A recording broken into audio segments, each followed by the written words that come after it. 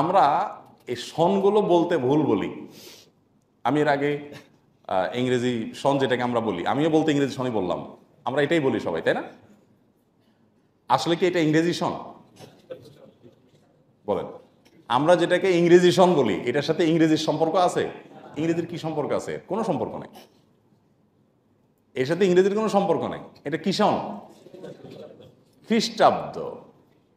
এটা খ্রিস্টাব্দ, ঈসাই সন, মানে খ্রিস্টানদের সন, ঈসা আলাইহিস সালামের জন্মের সাথে সংশ্লিষ্ট সন।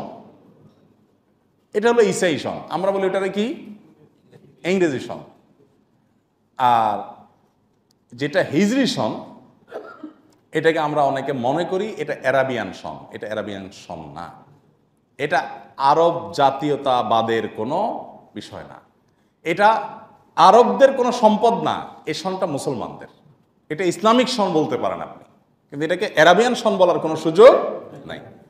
অ্যারাবিয়ানদের আলাদা সন আছে, তাদের জাতীয়, আমাদের যেরকম বাংলা সন সম্রাট আকবর করেছেন, এই বাংলা সনটাও হিজরি সনেরই একটা ভিন্ন ফরম্যাট। এই বাংলা সনটার গোড়ার ইতিহাস তো আমরা সবাই জানি। এই সনটা সৌরবর্ষ হিসাবে করা হয়েছে না চান্দ্রবর্ষ হিসাবে? মূলত খাজনা তুলতে অসুবিধা হতো দেখেই সনটার প্রবর্তন হয়। যাই হোক, সেটা বাংলার নববর্ষ আসলে তখন আমরা কথা বলবো। বাকি এতটুকু কথা তো আমাদের জানা থাকার কথা সবার, যে নবী সাল্লাল্লাহু আলাইহি সাল্লামের হিজরতকে কেন্দ্র করে যে সন শুরু হয়েছে সেটা হলো হিজরি সন। তো ওনার হিজরত এটা কি অ্যারাবিয়ানদের ইস্যু না মুসলমানদের ইস্যু? তাহলে এই সনটা অ্যারাবিয়ান সন না, এটা হলো ইসলামিক সন। অ্যাজ এ মুসলমান এই সনের কোন মাস কখন আসে কখন যায় এগুলো আমাদের জানতে হবে। আজকাল আমাদের বাচ্চাদেরকে তো আমরা এগুলো অনেকে শিখাইও না, যে আর মানে হিজরি সনের নামগুলো। অবশ্য আমরা বলতে বলি যে আরবি সনের নামগুলো, আরবি মাসের, আরবি 12 মাসের নাম বলে, তাই না? আমরা এভাবে বলি। তো মূলত এই হিজরি সন এটা ইসলামের সন। 17 হিজরিতে ওমর রাদিয়াল্লাহু তাআলা আনহুর শাসন আমলে এই সনের গণনা শুরু হয়। প্রত্যেকটা সনের তো একটা গোড়া আছে, তো এই সনের গোড়াটা কি হবে, কোত্থেকে শুরু হবে, আর সন গণনা কেন শুরু হয়েছে? ওমর রাদিয়াল্লাহু তাআলা আনহু রাষ্ট্রীয় ফরমান, এজ এ রাষ্ট্রপ্রধান তিনি চিঠি লিখে বিভিন্ন গভর্নরদের কাছে পাঠাতেন। তখন এক এলাকা থেকে মুসলমানদের সাম্রাজ্য এত বড় ছিল যে এক এলাকা থেকে, মদিনা থেকে সেই তুরস্ক, সেই জর্ডান, আপনার আরও অনেক দূরের যে এলাকাগুলো, সেগুলোতে চিঠি পৌঁছাইতে মাসকে মাস লেগে যেত, মাসকে মাস।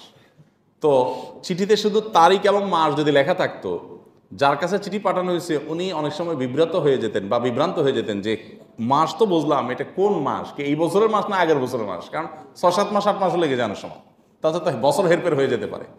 তাহলে মাসটা কোন মাস? তখন ওনার কাছে বলা হলো যে আসলে বিভিন্ন দায়িত্বশীলরা বললেন যে আসলে এটা নিয়ে আমাদের বিভ্রান্তিতে পড়তে হয়, এই জন্য আপনি একটা সন আবিষ্কার করেন, যেই সনটাও সাথে উল্লেখ থাকবে, আমরা বুঝবো যে এটা এই সনের মাস, এটা ওই সনের মাস। তখন উনি পরামর্শ ডাকলেন সাহাবীদের, সবাই মতামত নিলেন কি করা যায়, কোন ঘটনাকে এক ধরে আমরা সন গণনা শুরু করব। অনেকে বলেছে যে খ্রিস্টানরা যেহেতু ঈসা আলাইহিস সালামের জন্মের দিনটাকে এক ধরে খ্রিস্ট সন শুরু করেছে, ঈসাই সন গণনা শুরু করছে, যেটাকে আমরা ইংরেজি সন বলি, এটা খ্রিস্টানদের সন। আর আমরাও আমাদের নবী মুহাম্মদ সাল্লাল্লাহু আলাইহি সাল্লামের জন্মের দিনকে এক ধরে আমরা শুরু করি। ওমর রাদিয়াল্লাহু তাআলার কাছে বিষয়টা পছন্দ হয় না, আমরা ওদের অনুসরণ কেন করতে যাব? তাহলে কেউ কেউ বলেছে যে উনি যেদিন নবী হয়েছেন প্রথম, ওই দিনটাকে, ওই বছরটাকে এক ধরে এখান থেকে গণনা শুরু করি। এরকম আরো অনেক প্রস্তাব আসলো। এর মধ্যে একটা প্রস্তাব আসলো যে হিজরতের ঘটনাকে, যে বছর হিজরত হয়েছে ওই বছরকে এক ধরে আমরা গণনা শুরু করি। এটা সবাই সিনিয়র সাহাবীরা ওমর রাদিয়াল্লাহু তাআলা সবাই খুব পছন্দ করলেন। হ্যাঁ, কারণ হিজরত এটা সত্য এবং বাতিল, হক এবং বাতিলের মধ্যে পার্থক্য নিরূপণ করে দিয়েছে। যারা হিজরত করে আসছে তারা পৃথিবীর ইতিহাসে সবচেয়ে বেশি স্যাক্রিফাইস করে সাহাবীদের সর্বোচ্চ মর্যাদা আসীন হয়েছে। তো এখান থেকে আমাদের সন গণনা শুরু হবে, তখন থেকে সন গণনা শুরু হয়েছে। এটা হলো হিজরতের ঘটনার 17 বছর পরে এসে ওমর রাদিয়াল্লাহু তাআলার সময় শুরু হয়। সেই থেকে গুনতে গুনতে আজ 1445 সন শুরু হলো। তো এই 1445 বছর আগের সেই ঘটনাকে ওমর রাদিয়াল্লাহু তাআলা 17 বছর পরে এসে গণনা শুরু করেছেন, আজও পর্যন্ত আছে। এটা আমাদের সন। এই জন্য হিজরি সনের হিসাব সংরক্ষণ করা কিন্তু ফরজে কিফায়া।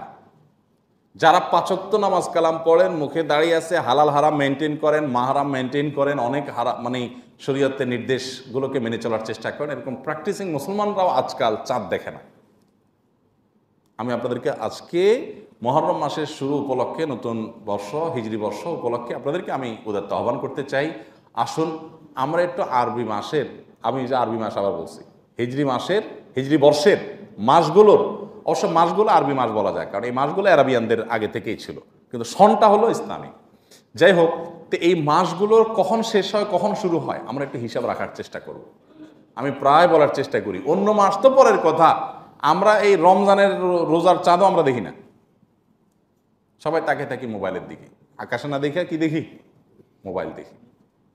মোবাইল আপনি দেখেন, কিন্তু আগে আকাশে দেখার চেষ্টা করেন। মুশকিল হলো ঢাকা শহরে এমন এমন জায়গায় থাকে, যেমন এই বছর কোথায় জানি না, আমি তো হ্যাঁ ঈদের আগে আমি এমন একটা জায়গায়, এমন একটা চিপায় ছিলাম ঢাকা শহরের, যে চাঁদ দেখবো কোনো উপায় নেই। কারণ ঢাকা শহরে এমনভাবে আমরা শহরটারে গড়ে তুলছি যে চাঁদরে খুঁজে পাওয়া কঠিন, আকাশে চাঁদরেই খুঁজে পাওয়া যায় না এমন এক শহর আমাদের। হ্যাঁ, তো যাই হোক, এই জন্য আপনি ছাদে উঠে গিয়ে, মাঠে গিয়ে চাঁদ দেখার চেষ্টা করেন, এবং চাঁদ দেখার আমলটা বিলুপ্ত হয়ে যাচ্ছে। আমরা ইসলামী ফাউন্ডেশনের জাতীয় চাঁদ দেখা কমিটির কয়েকজন মানুষের উপরে ছেড়ে দিয়ে গোটা জাতি ঘুমাচ্ছি, এটা উচিত না। তারা নিউজটা কোত্থেকে পাবে? আমরা নিউজ দিলে তারপর তো তারা নিউজটা বলবে। এই জন্য আমাদের উচিত সবার চাঁদ দেখার চেষ্টা করা, ফরজে কিফায়া। আপনি চাঁদ দেখার চেষ্টা করছেন, একদিনও দেখেন নাই, সব পাবেন, আপনি চেষ্টা তো করেছেন। আল্লাহ আমাদেরকে আমলের তৌফিক দান করুন। তাহলে হিজরি সনের গণনা, বিশেষ করে এই মাসগুলোর হিসেব রাখাটা আমাদের জন্য অবশ্য কর্তব্য। এখানে অনেক আলাপ ছিল, কিন্তু আমার হাতে সময় নেই, একটা কথা শুধু বলি, হিজরি সনের যে গণনা, এটা চান্দ্রবর্ষের আলোকে না সৌরবর্ষের আলোকে? চান্দ্রবর্ষের আলোকে। কারণ কি? চান্দ্রবর্ষটা তো পরিবর্তন হয়, রমজান কখনো শীতে হয়, কখনো গরমে হয়, কখনো বর্ষায় হয়, পরিবর্তন হয়। সৌরবর্ষ কি হয় না? পরিবর্তন হয়। তো আল্লাহ সুবহানাহু ওয়া তাআলা আমাদেরকে সৌরবর্ষের আলোকে ইবাদত বন্দেগী করতে বলতে পারতেন। আমরা রমজান রোজা রাখি চান্দ্রবর্ষ আলোকে না সৌরবর্ষ আলোকে? চান্দ্রবর্ষ আলোকে। তো ইসলামের ইবাদত বন্দেগীগুলো সব সৌরবর্ষের আলোকে কেন? দুনিয়ার সব হিসাব নিকাশ তো ইসলামের সব হিসাবগুলো তো চন্দ্রবর্ষের আলোকে, সেটা কেন? দুনিয়ার সব হিসাব তো সৌরবর্ষের আলোকে চলে। তা আল্লাহ সুবহানাহু ওয়া তাআলা আমাদেরকে চান্দ্রবর্ষের আলোকে কেন করতে বলেছেন? এর অনেক কারণের একটা ছোট্ট কারণ হলো, ইসলামটা হলো দ্বীনুল ফিতরাহ, মানে প্রকৃতিগত দিন। এখানে আর্টিফিশিয়াল কোনো কিছু নাই, এবং আল্লাহ সুবহানাহু ওয়া তাআলা এখানে সবকিছু মানুষের নিড এবং তার প্রকৃতির প্রয়োজনে আল্লাহ সুবহানাহু ওয়া তাআলা দিয়েছেন, যেগুলো বুঝতে হয়তো আমাদের একটু সময় লাগে। ধরুন, সৌরবর্ষের আলোকে যদি ইবাদত বন্দেগী করা লাগতো, তাহলে রমজান মাস যদি ধরেন নভেম্বরে, প্রতি বছর নভেম্বরে রমজান মাস, এটা যদি আল্লাহ ঘোষণা দিতেন, তাহলে রমজান মাসটা রোজা রাখতে হইতো প্রতি বছর গরমের সময়। শীতের সময় রোজা রাখা যাইতো? কারণ শীতের সময় কখনো নভেম্বর হবে? আচ্ছা, আল্লাহ সুবহানাহু ওয়া তাআলা আমাদেরকে মনে করেন এক বছর ঈদুল আজহা দিলেন, সেটা দিলেন হলো এমন একটা মাসে যে তখন শীত থাকে, ধরেন ফেব্রুয়ারি মাসে, তো ওইরকম কোনো সময় দিলেন, তখন তো এটা করা যেত না। আল্লাহ সুবহানাহু ওয়া তাআলা চান্দ্রবর্ষে আমাদেরকে ইবাদতবন্দি করতে বলেছেন, যাতে করে পৃথিবীর সব দেশের মানুষ সারা বছর জুড়ে আল্লাহর ইবাদতবন্দি সব প্রকৃতিতে আমরা করতে পারি, সব মৌসুমে আমরা করতে পারি। কখনো গরমে রোজা রাখবো, কখনো শীতে রোজা রাখবো, কখনো বর্ষায় রোজা রাখবো, কখনো ঈদ বৃষ্টিতে করব, কখনো ঈদ শুকনায় করব। সারা বছর জুড়ে সব মৌসুমে যাতে আল্লাহর ইবাদত করতে পারি আমরা, এই সুযোগ করে দেওয়ার জন্যই এই চান্দ্রবর্ষে আল্লাহ সুবহানাহু ওয়া তাআলা ইবাদতবন্দি করতে বলেছেন। এই জন্য চান্দ্রবর্ষের হিসাব রাখা, হিজরি সনের হিসাব রাখা, এটা ফরজে কিফায়া। সমাজে কেউ না রাখলে সবাই গুনাহগার হবে। আমরা রাখার চেষ্টা করবো তো ইনশাআল্লাহ। আর মুহররম মাসের প্রধানতম আমল বেশি বেশি রোজা রাখা, বেশি বেশি না পারি অল্প স্বল্প হলেও রাখি, চেষ্টা করি। আল্লাহ আমাদের সবাইকে তৌফিক দান করুন। জাযাকুমুল্লাহ খাইর ওয়া আখিরু দাওয়ানা আলহামদুলিল্লাহ।